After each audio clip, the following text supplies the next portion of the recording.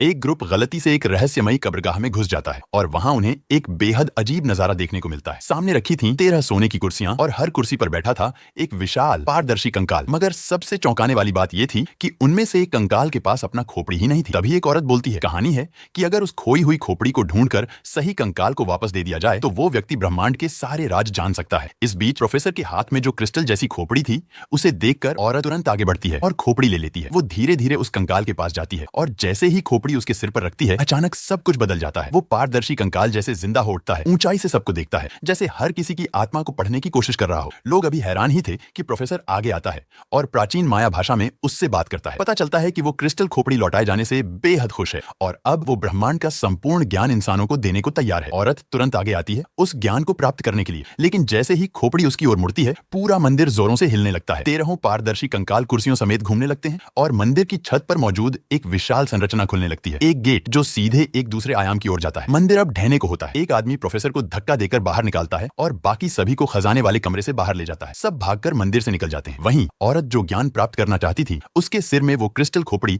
अचानक जबरदस्त मात्रा में इंफॉर्मेशन ट्रांसफर करने लगती है, मगर वो जानकारी इतनी भारी होती है कि उसका शरीर उसे झेल नहीं पाता और वो पल भर में राख में बदल जाती है। इधर 13 कंकाल एक साथ मिलकर एक विशालकाय एलियन जैसी आकृति में बदल जाते हैं। मंदिर ढहने लगता है और चारों तरफ से बाढ़ का पानी अंदर घुस आता है। बच्चे लोग पानी की तेज धार में बह जाते हैं और किसी तरह जिंदा बाहर निकल आते हैं। पर जैसे ही सब खड़े होते हैं उनकी आंखों के सामने एक और झटका देने वाला नजारा होता है। मंदिर के बीचों बीच की पिरामिड ढहती है और उसी के अंदर से एक विशाल अंतरिक्ष यान धीरे धीरे ऊपर उठता है। उससे पहले कि कोई कुछ समझ पाता, एक तेज चमकदार रोशनी उस स्पेसशिप को अपने साथ ले जाती है। पानी मंदिर को पूरी तरह बहा ले जाता है और एलियन सभ्यता के सारे निशान हमेशा के लिए दफन हो जाते हैं। अब सबको समझ आता है जिसे वो सोन नगरी का खजाना समझ रहे थे वो दरअसल एक झूठ था, एक बहाना जो इन एलियन प्राणियों ने सिर्फ यहां से भागने के लिए रचा था।